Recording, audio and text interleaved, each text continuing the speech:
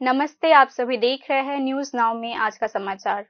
केंद्र सरकार ने मेते और कुकी समुदायों के प्रतिनिधियों के साथ बैठक की। यह शांति बैठक शनिवार को न्यू दिल्ली में आयोजित किया गया। केंद्र सरकार ने शनिवार को दिल्ली में मेतई और कुकी कम्युनिटीज के प्रतिनिधियों के साथ बैठक की। इस बैठक का लक्ष्य दोनों समुदायों के बीच विश्वास बहाल करना और स्थायी शांति स्थापित करना था। बैठक में कानून व्यवस्था और सांप्रदायिक सद्भाव बनाए रखने की रणनीति पर चर्चा की गई। मेते कम्युनिटी की ओर से all Manipur united clubs organisation और federation of civil society organisation के 6 प्रतिनिधियों ने भाग लिया, जबकि दूसरी ओर कुकी कम्युनिटी के 9 प्रतिनिधियों ने भाग लिया। इंटेलिजेंस ब्यूरो के former special director A K. Mishra केंद्र सरकार के बातकर्ता के रूप में उपस्थित रहे। गृह मंत्री अमित शाह ने 3 अप्रैल को लोकसभा में कहा था कि मंत्रालय पहले ही मेते और कुकी ऑर्गेनाइजेशन के साथ बातचीत कर रहा है और जल्द ही एक संयुक्त बैठक आयोजित की जाएगी। गृह मंत्री अमित शाह ने कहा कि सरकार की प्राथमिकता मणिपुर में शांति बहाल करना है। मई 2023 में मेते समुदाय को जनजाति दर्जा दिए जाने के खिलाफ जनजाति एकजुटता मार्च के बाद हिंसा बढ़ गया। इस हिंसा में अब तक 250 से ज्यादा लोगों की जान जा चुकी है। 50,000 से अधिक लोग विस्थापित हो गए हैं। राज्य में 13 फरवरी को राष्ट्रपति शासन लागू किया गया था। नए राज्यपाल पूर्व गृह सचिव अजय कुमार भल्ला लोगों से मिल रहे हैं और मणिपुर में शांति बहाल करने का प्रयास कर रहे हैं। इसी बीच सुप्रीम कोर्ट के 6 न्यायाधीशों की एक टीम ने 21 मार्च को मणिपुर का दौरा किया। राहत शिविरों का भी दौरा किया गया। टीम में justice Koteshwar Singh, justice B R. Gavai, justice Suryakant, justice Vikramnath, justice M M. Sundresh, justice K V. Vishwanath शामिल थे। उम्मीद थी कि न्यायाधीशों के दौरे के बाद राहत शिविरों में रह रहे विस्थापित लोगों का जीवन आसान हो जाएगा, लेकिन राष्ट्रीय समाचार मीडिया ने बताया कि दौरे के 15 दिन बाद भी राहत शिविरों की स्थिति में कोई बदलाव नहीं आया था। इस दौरान सुप्रीम कोर्ट के जस्टिस बी.आर. गवाई ने सभी मुद्दों को संवैधानिक तरीके से सुलझाने की बात कही। 3 अप्रैल को गृह मंत्री अमित शाह ने मणिपुर में राष्ट्रपति शासन लगाने का प्रस्ताव लोकसभा में और राज्यसभा में पेश किया, जिसे दोनों सदनों ने मंजूरी दे दी। गृह मंत्री अमित शाह ने कहा कि पिछले 4 महीने में मणिपुर में कोई हिंसा नहीं हुआ। उन्होंने यह भी कहा कि राहत शिविरों में भोजन, दवाओं और चिकित्सा सेवाएं सुनिश्चित की गई है। Bureau report, news now. मुख्यमंत्री डॉक्टर मानिक साहा ने कहा कि अघोषित इंस्पेक्शन करने से यह पता चलता है कि कहां दिक्कतें हैं। मुख्यमंत्री ने यह भी कहा कि समस्या वाले क्षेत्रों पर चर्चा करने के बाद निर्देश दिया जाएगा। मुख्यमंत्री डॉक्टर मानिक साहा ने शनिवार को बिना किसी पूर्व सूचना के डेंटल कॉलेज और इंदिरा गांधी मेमोरियल हॉस्पिटल का दौरा किया। निरीक्षण के दौरान मुख्यमंत्री डॉक्टर मानिक साहा ने आईजीएम हॉस्पिटल के विभिन्न विभागों की स्थिति का मौके पर जाकर निरीक्षण किया। मुख्यमंत्री डॉक्टर मानिक साहा ने आईजीएम हॉस्पिटल का दौरा करने के बाद कहा, कॉर्पोरेट हॉस्पिटल से बहुत कुछ सीखने को मिलता है। गवर्नमेंट हॉस्पिटल्स कॉर्पोरेट हॉस्पिटल से 10 गुना अधिक खर्च करते हैं। जो कमियां पाई गई है उन पर चर्चा की जाएगी और बाद में निर्देश दिया जाएगा। हालांकि हॉस्पिटल की सेवा पहले से काफी बेहतर है। অথচ কর্পোরেট সেক্টরে যত পয়সা খরচ না করে এর 10 গুণ খরচ কিন্তু আমাদের সরকারি হাসপাতালগুলোতে খরচ হয়। আমি আজকে দেখে গেলাম বিষয়গুলো এবং যেখানে যেখানে আমার চোখে পড়লো সেই ঘাটতিগুলো কীভাবে মেটানো যায় সেগুলো নিয়ে আমি বলবো বা সেই ডিরেকশন থাকবে। আসার উদ্দেশ্য এটাই এবং আগের থেকে যতবার আমি এসেছি কেন আগের থেকে অনেক বেটার। মানে এখানে সুপারিনটেন্ডেন্ট ডাক্তারবাবু আছেন, আমিও দেখলাম অনেক বেশি অ্যাক্টিভ। বসা টসার বিষয়ে আমি বললাম এবং পরিষেবার তো অন্তহীন। যত পরিষেবা মানে আজকে যেটা মনে হচ্ছে যে ঠিক আছে কালকেও দেখা যাবে যে কম, কিন্তু আমরা এড পার দেওয়ার একটা চেষ্টা আমরা করছি। আমরা আগেও আইজিএম হসপিটাল আমরা দেখেছি, এখনের আইজিএম হসপিটালও দেখেছি। मुख्यमंत्री डॉक्टर मानिक साहा ने आज कहा, आईजीएम हॉस्पिटल के साथ साथ डेंटल कॉलेज का भी बिना पूर्व सूचना दिए दौरा किया गया और यह स्पष्ट है कि समस्या कहाँ है। কলেজেও গেলাম, সেখানেও কি অবস্থা আছে, সবাই টাইমলি আসে কিনা সেই বিষয়গুলো দেখলাম। কি কি পেশেন্ট, কি ধরনের পেশেন্ট আসে। তো আসলে একটা সুবিধা হয়, অনেকে অ্যালার্ট থাকে যে স্বাস্থ্যমন্ত্রী মুখ্যমন্ত্রী এসছে এবং without giving any information I have come today. এটা একটা সুবিধে আর কি। সবসময় তো সময় হয় না, তো আজকে ভাবলাম যে এখানে প্রায়োর ইনফরমেশন দেইনি, কিন্তু সাডেনলি আমি ভিজিট করলাম, এতে করে বোঝা যায় যে কী কোন জায়গায় কী সমস্যা আছে। अदरवाइज यदि हमें 100% हिसाब। राज्य सरकार ने स्वास्थ्य सेवाओं के विकास के लिए वित्तीय वर्ष 2025-26 के बजट में आवंटन में करीब 9% की वृद्धि की है। इस संबंध में आईजीएम और जीबी हॉस्पिटल्स में रेफरल पर विशेष ध्यान दिया गया है। राज्य स्वास्थ्य विभाग में नर्सिंग ऑफिसर्स के 332 रिक्त पदों को भरने के लिए प्रशासनिक गतिविधियां चल रही है। इसके अतिरिक्त विभाग ने 100 से अधिक नई रिक्तियों को सृजित करने और भरने के लिए पहल की है। मुख्यमंत्री डॉक्टर मानिक शाह ने हाल ही में संपन्न विधानसभा के बजट सत्र में घोषणा किया कि इस संबंध में पदों पर नियुक्ति वित्तीय वर्ष 2025-26 तक पूरा कर लिया जाएगा। इसके अलावा राज्य सरकार ने टीडीएस के मेडिकल ऑफिसर डेंटल ग्रेड 4 के 6 रिक्त पदों को भरने की प्रक्रिया भी शुरू कर दी है। Bureau report, news now. वित्त मंत्री प्रंजीत सिंह रॉय ने शनिवार को कहा कि उदयपुर महादेव दिग्गी को चारों तरफ से सजाया जाएगा। इस पर काम चल रहा है। इस दिन वित्त मंत्री प्रंजीत सिंह रॉय ने मौके पर जाकर रेस्टोरेशन वर्क का दौरा भी किया।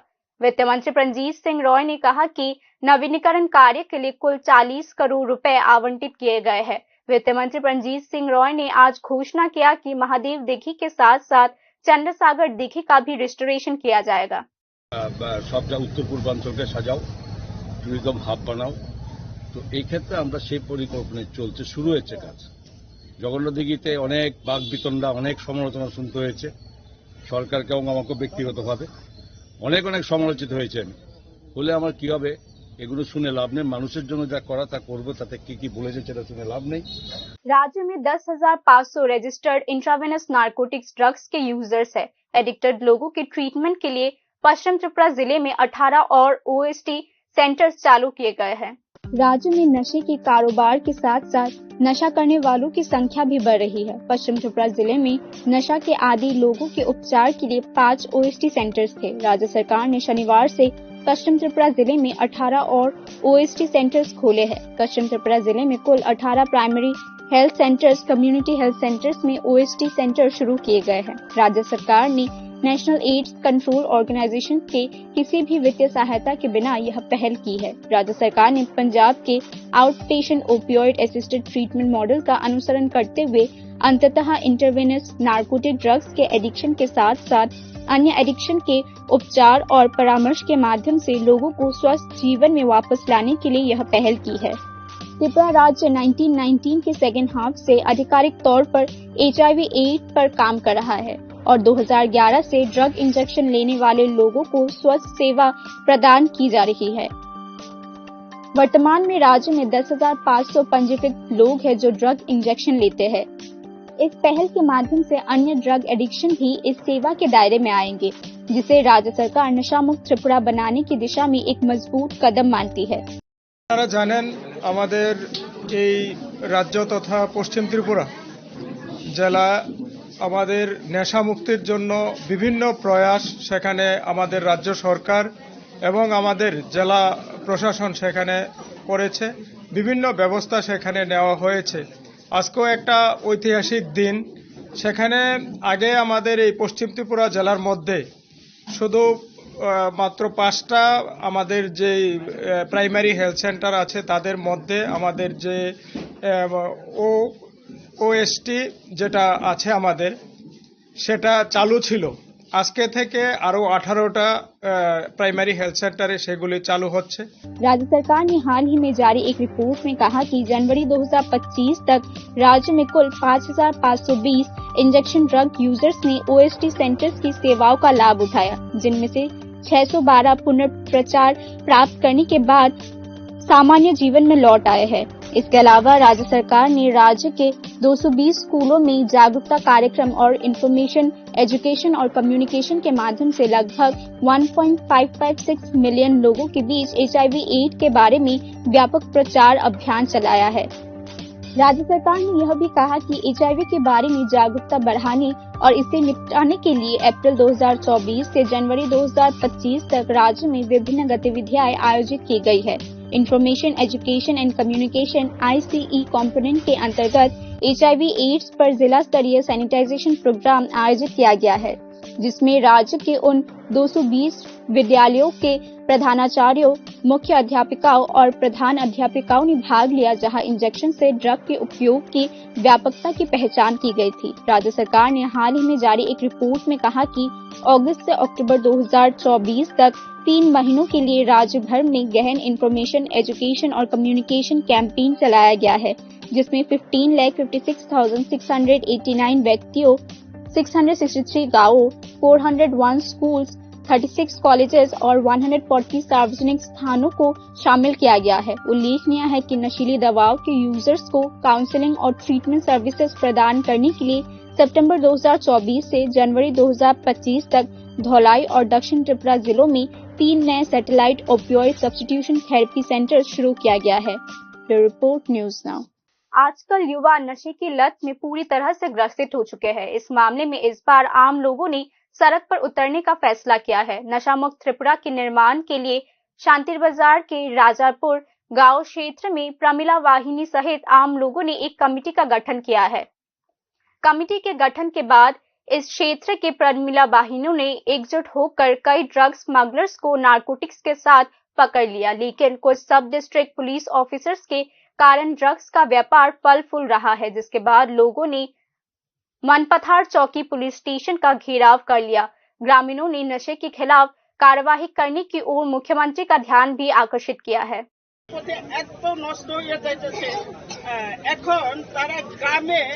এই কাজটা করতে পারে না, তারা এখন জঙ্গলে গিয়া সেই রাতটা উপভোগ করতেছে। জঙ্গলে গিয়া এখন গ্রামে না, শহরে না বা বাড়ি ঘরে না, এখন তারা ব্যাপারীকে তারা খবর দেয় আমরা অমুকখানে থাকবো, সেইভাবে তারা কিন্তু এখনো আমরা এটা পাহারা দিয়া রাখতে লাগবো। সব দিকে আমরা চোখ কান খোলা রাখবো, যেখানে যেখানে যাই সেখানে আমরা একটু ডিউটি দিতে লাগবো। আমরা যদি ইনফরমেশন পাই যে কোনো বাড়ির অমুকখানে আছে, এইভাবে যদি আমরা খবরটা পাই আমরা কিন্তু সেখানে দৌড়ে যাব। সরকার আমাদেরকে কি বলে না বলে আমরা সেই দিকে দেখতাম না, কিন্তু আমরা আমাদের ছেলে মেয়েদের ভবিষ্যতের দিকে চেয়ে কিন্তু আমরা এটা রক্ষা করতে। मंत्री विकास देबबर्मा ने न्यू दिल्ली में आयोजित एक बैठक में स्टैटिस्टिकल इंफ्रास्ट्रक्चर को और मजबूत करने के लिए 4 नए डिस्ट्रिक्ट लेवल स्टैटिस्टिकल ऑफिस स्थापित करने की मांग की है। यह बैठक Ministry of Statistics and Programme Implementation की पहल पर शनिवार को न्यू दिल्ली में आयोजित की गई। बैठक में त्रिपुरा के प्लानिंग एंड स्टैटिस्टिक्स मिनिस्टर विकास देबबर्मा ने भाग लिया। मंत्री विकास देबबर्मा ने राज्य में स्टैटिस्टिकल इंफ्रास्ट्रक्चर को और मजबूत करने के लिए 4 नए डिस्ट्रिक्ट लेवल स्टैटिस्टिकल ऑफिस स्थापित करने और पर्याप्त मानव संसाधन की नियुक्ति की मांग उठाई। मंत्री विकास देबबर्मा ने कहा कि विकास की उचित योजना और प्रभावी कार्यान्वयन के लिए विश्वसनीय और अच्छी तरह से संरचित डेटा ड्रिवन फ्रेमवर्क बनाने की बहुत आवश्यकता है। राज्य के स्टैटिस्टिकल इंफ्रास्ट्रक्चर का विकास विकसित भारत 2047 के कार्यान्वयन में एक महत्वपूर्ण कदम है। मंत्री विकास देबबर्मा ने आज के सम्मेलन में कहा, ऐसी पहल पूर्वोत्तर भारत जैसे अपेक्षाकृत पिछड़े हुए क्षेत्र को भी राष्ट्रीय विकास की मुख्य धारा में शामिल करेगी और देश की समग्र प्रगति में महत्वपूर्ण योगदान देगी।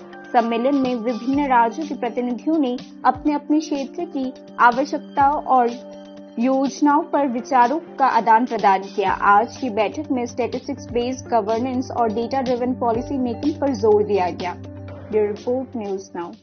शनिवार को बासंती दुर्गा महोत्सव का 8वां दिन था। इस दिन विभिन्न स्थानों पर कुमारी पूजा की जाती है। अष्टमी के दिन एक बच्चे या एक कुंवारी लड़की को देवी मां की प्रतिमा के सामने बिठाया जाता है और उसकी पूजा की जाती है।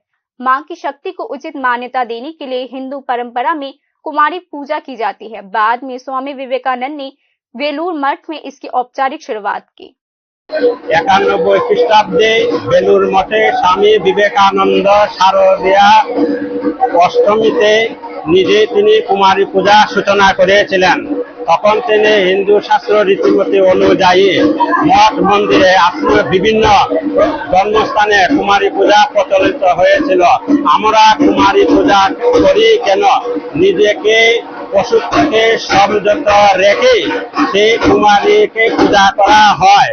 1 থেকে 16 Tripura tribal autonomous district council वित्तीय अराजकता का शिकार है। इस स्थिति में रिटायर्ड कर्मचारियों की पेंशन और ग्रेट्युटी अटक गई है। Tripura tribal autonomous district council में रिटायर्ड एम्प्लॉयज की पेंशन अब एक ज्वलंत मुद्दा बन गई है। कई कर्मचारियों को सेवानिवृत्ति के लगभग 1 वर्ष बाद भी पेंशन नहीं मिल रही है। कई लोगों की ग्रेट्युटी की रकम भी अभी तक अटकी हुई है। पुनः कई लोगों की पेंशन अनियमित हो गई है। एडीसी प्रशासन के पास इस बात का कोई जवाब नहीं है कि इन कर्मचारियों की पेंशन कब नियमित होगी। स्वाभाविक रूप से इससे कर्मचारियों में अत्यधिक गुस्सा पैदा हो गया है, क्योंकि ऐसे कई कर्मचारी हैं जो सेवानिवृत्ति के बाद पेंशन न मिलने के कारण दैनिक जीवन की विभिन्न आवश्यकताओं को पूरा करने के लिए संघर्ष कर रहे हैं। विशेषज्ञों का मानना है कि पेंशन को लेकर यह गतिरोध तब से पैदा हुई है जब तिपरामोथा एडीसी ने सरकार की बागडोर संभाली है। उस समय तक सरकारी कर्मचारियों के लिए पेंशन संबंधित कोई समस्या नहीं थी। ऐसे कई कर्मचारी हैं जो एडीसी प्रशासन में करीब 20-22 साल या उससे अधिक समय से काम कर रहे हैं और उन्हें सेवानिवृत्त होने के बाद 1 साल बाद भी पेंशन के लिए चक्कर काटने पड़ रहे हैं।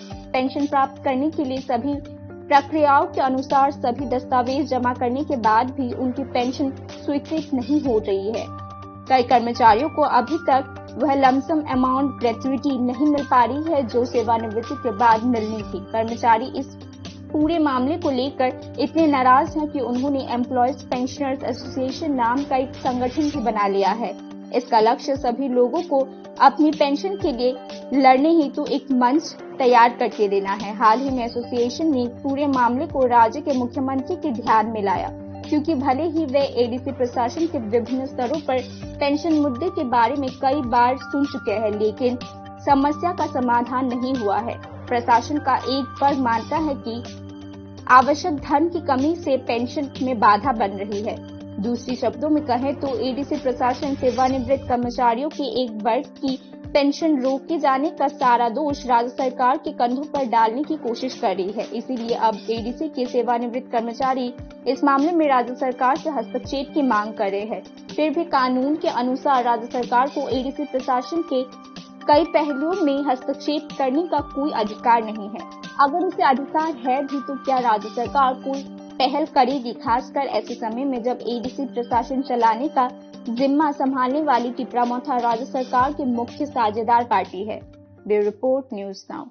अगरतला शाबरूम रूट पर शनिवार यानी 5 अप्रैल से 12 अप्रैल तक 2 ट्रेन रद्द कर दी गई है। नॉर्थ ईस्ट फ्रंटियर रेलवे ने बताया कि दोपहर 1:40 पर चलने वाली अगरतला शाबरूम ट्रेन नंबर 75688 और शाम 4:20 पर चलने वाली Sabroom Agartala demo special train number 75687 को रद्द कर दिया गया है।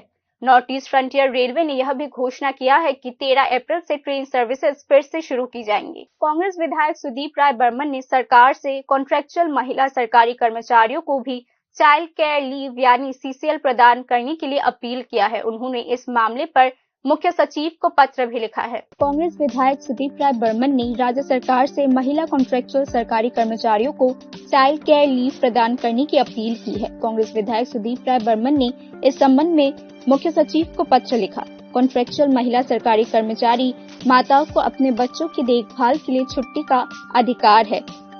विधायक सुदीप राय बर्मन ने पत्र में कहा, इसके अलावा यह भी ध्यान दिया जाना चाहिए कि नवजात बच्चे अपने मां के प्यार से वंचित न रहे। वर्तमान में स्थायी महिला कर्मचारी चाइल्ड केयर लीव की हकदार होती है, जिससे उन्हें अपने व्यवसायिक जिम्मेदारियों को निभाते हुए मातृत्व जिम्मेदारियों को पूरा करने में काफी मदद मिलता है। लेकिन कॉन्ट्रैक्चुअल महिला कर्मचारी विभिन्न सरकारी विभागों में महत्वपूर्ण भूमिका निभाते हैं। इसके बाद भी विधायक सुदीप राय बर्मन ने कहा कि उन्हें अभी भी छुट्टी नहीं मिलती है।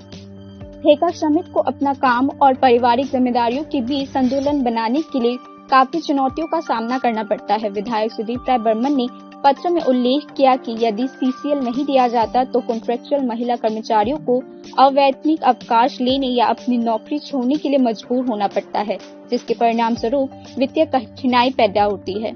इसीलिए कांग्रेस विधायक सुदीप राय बर्मन ने इस मामले पर गौर करने और कॉन्ट्रैक्ट बेस्ड सर्विसेज के तहत सभी महिला श्रमिकों के लिए फेयर और इक्विटेबल वर्क कंडीशन सुनिश्चित करने के लिए आवश्यक कदम उठाने का अनुरोध किया है।